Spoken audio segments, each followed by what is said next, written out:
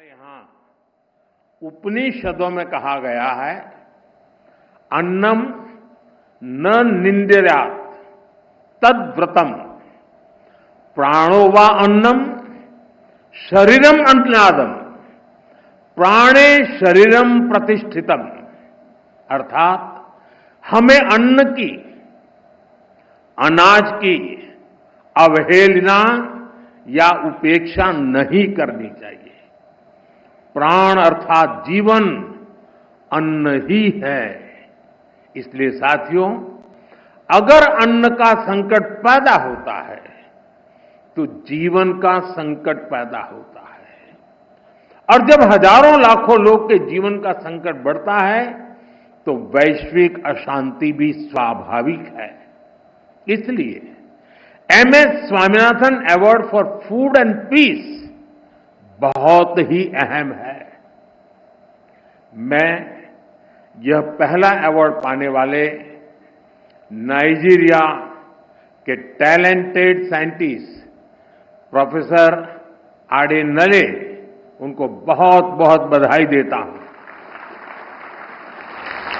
साथियों, आज भारतीय कृषि जिस ऊंचाई पर है वो देखकर डॉक्टर स्वामीनाथन जहां भी होंगे उन्हें गर्व होता होगा। आज भारत दूध, दाल और जूट के प्रोडक्शन में नंबर 1 है। आज भारत चावल, गेहूं, कपास, फल और सब्जी के उत्पादन में नंबर 2 पर है। आज भारत दुनिया का दूसरा सबसे बड़ा फिश प्रोड्यूसर भी है। पिछले साल भारत ने अब तक का सबसे ज्यादा फूड ग्रेन प्रोडक्शन किया है। ऑयल सीड्स में भी हम रिकॉर्ड बना रहे हैं। सोयाबीन, सरसों, मूंगफली सभी का उत्पादन रिकॉर्ड स्तर पर बढ़ा है। साथियों, हमारे लिए अपने किसानों का हित सर्वोच्च प्राथमिकता है।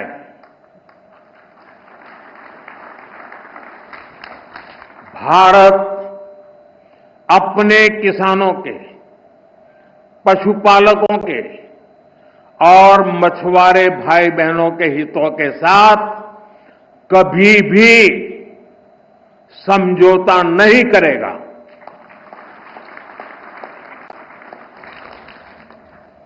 और मैं जानता हूं व्यक्तिगत रूप से मुझे बहुत बड़ी कीमत चुकानी पड़ेगी, लेकिन मैं इसके लिए तैयार हूं। मेरे देश के किसानों के लिए, मेरे देश के मछुआरों के लिए, मेरे देश के पशुपालकों के लिए आज भारत तैयार है।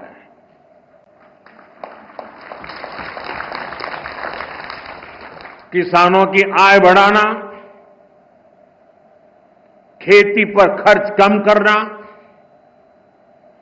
आय के नए स्रोत बनाना, इन लक्ष्यों पर हम लगातार काम कर रहे हैं। साथियों, हमारी सरकार ने किसानों की ताकत को देश की प्रगति का आधार माना है।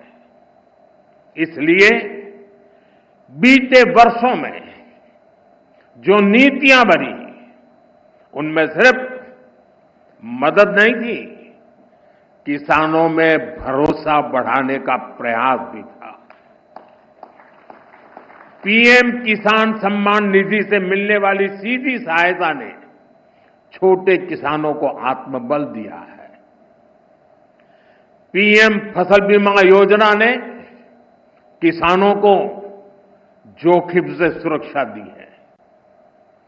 सिंचाई से जुड़ी समस्याओं को पीएम कृषि सिंचाई योजना के माध्यम से दूर किया गया है। 10,000 एफपीओ के निर्माण ने छोटे किसानों की संगठित शक्ति बढ़ाई है।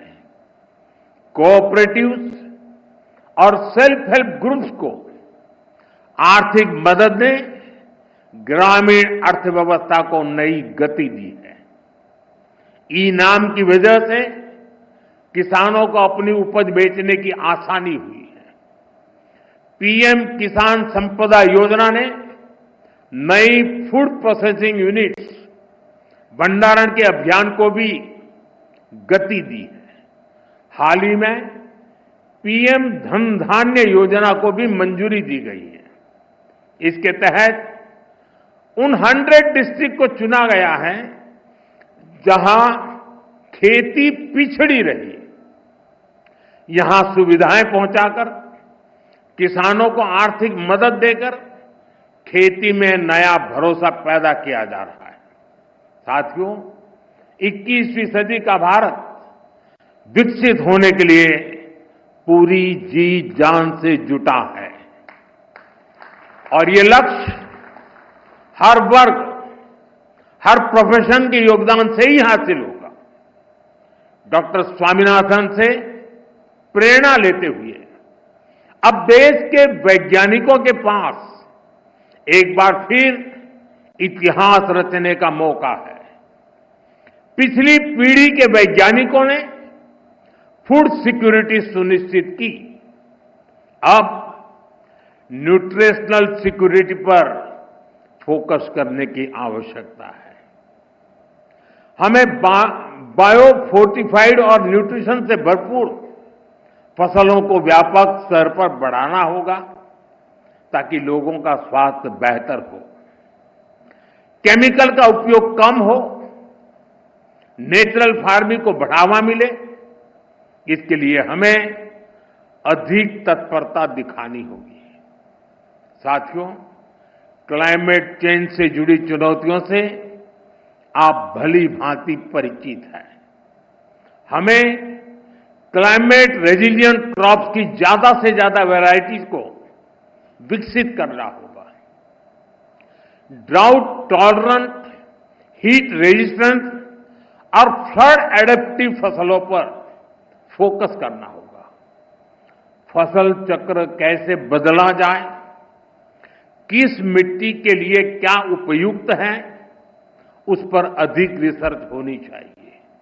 इसके साथ ही हमें सस्ते सॉइल टेस्टिंग टूल्स और न्यूट्रिएंट मैनेजमेंट के तरीके से उसको भी विकसित करने की आवश्यकता है। साथियों, हमें सोलर पावर्ड माइक्रो इरिगेशन की दिशा में और ज्यादा काम करने की आवश्यकता है। ड्रिप सिस्टम और प्रिसिशन इरिगेशन को हमें ज्यादा व्यापक और असरदार बनाना होगा।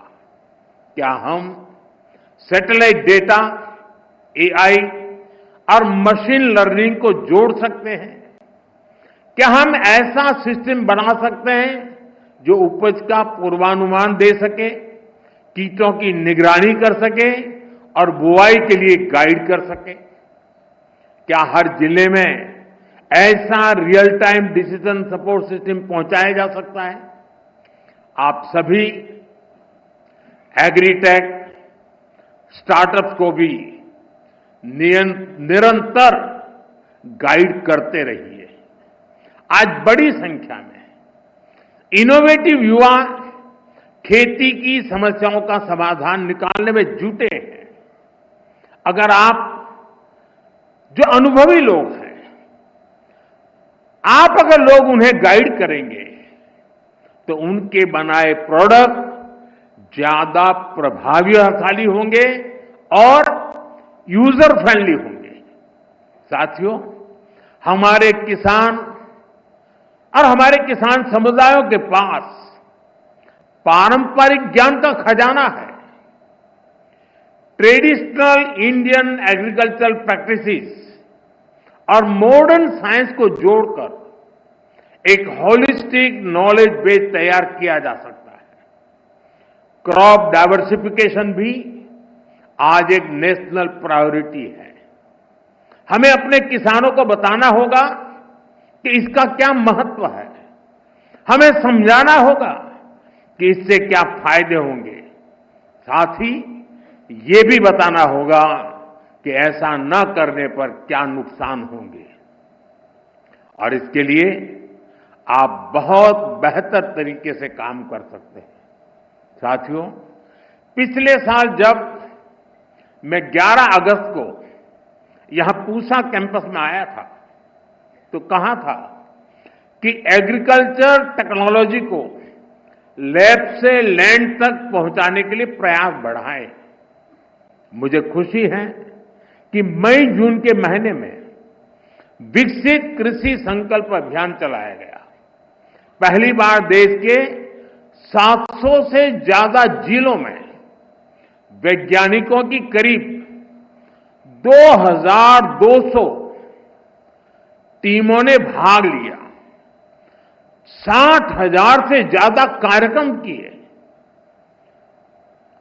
इतना ही नहीं, करीब करीब 1.25 करोड़ जागृत किसानों के साथ सीधा संवाद किया। हमारे वैज्ञानिकों का ज्यादा से ज्यादा किसानों तक पहुंचने का ये प्रयास बहुत ही सराहनीय है। साथियों, डॉक्टर एमएस स्वामीनाथन ने हमें सिखाया था कि खेती सिर्फ फसल की नहीं होती, खेती लोगों की जिंदगी होती है। खेत से जुड़े हर इंसान की गरिमा, हर समुदाय की खुशहाली और प्रकृति की सुरक्षा, यही हमारी सरकार की कृषि नीति की ताकत है। हमें विज्ञान और समाज को एक धागे में जोड़ना है। छोटे किसान के हितों को सर्वोपरि रखना है और खेतों में काम करने वाली महिलाओं को सशक्त करना है, एम्पावर करना है। हम इसी लक्ष्य के साथ आगे बढ़े। डॉक्टर स्वामीनाथन की प्रेरणा हम सभी के साथ है।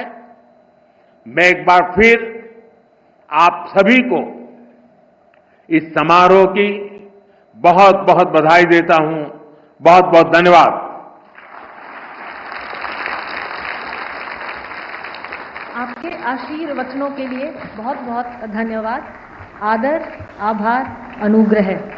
प्रोफेसर स्वामीनाथन के साथ अपने व्यक्तिगत प्रसंगों को साझा कर आपने हम सब के लिए इस कॉन्फ्रेंस को और भी यादगार बना दिया। हम सभी की ओर से माननीय प्रधानमंत्री महोदय एवं सभी गणमान्य व्यक्तियों को पुनः विनम्र।